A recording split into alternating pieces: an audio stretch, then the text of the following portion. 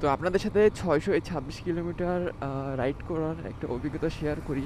আর কি problem face করছি আজকে ভিডিওটা এটা নিয়েই, যে আমি এক্সট্রিমে ৬২৬ কিলোমিটার চালানোর পর কি প্রবলেমগুলো ফেস করছি।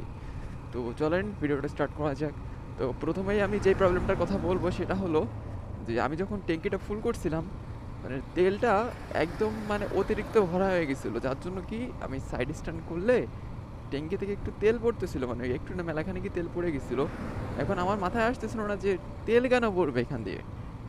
পরে আমি যখন সার্ভিস সেন্টারে ফোন দিলাম তখন ওনারা বললো যে এটা ভাই আপনার বেশি, ট্যাঙ্কি যখন বেশি ফুল হয়ে যায় তখন একটা ফুটা আছে, সেই ফুটাতে তেল বের হয়ে যায়।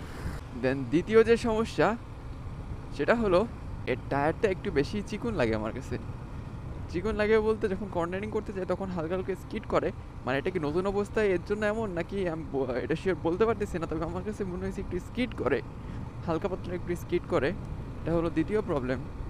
অ্যান্ড ৩ নাম্বার প্রবলেম যেটা আমার হয়েছিল, মানে কেনার পরে হয়েছিল, সেটা হলো গিয়ারটা একটু হার্ড ছিল। বাট এটা আপনি যখন সার্ভিস দেবেন এটা ঠিক হয়ে যাবে।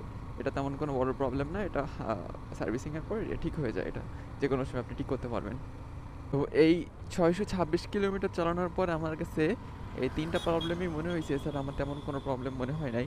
আর বাইকটা একদম স্মুথলি রান করতেছে, কোনো তেমন কোনো সমস্যা নাই, কিচ্ছু নাই। আপনারা রিল্যাক্সে বাইকটা কিনতে পারেন। তবে এই জিনিসগুলো খেয়াল রাখতে হবে যে ট্যাঙ্কি অতিরিক্ত লোড করা যাবে না। বেশি লোড করলে তেল পানিতে পড়ে যাবে সাইড স্ট্যান্ড করলে।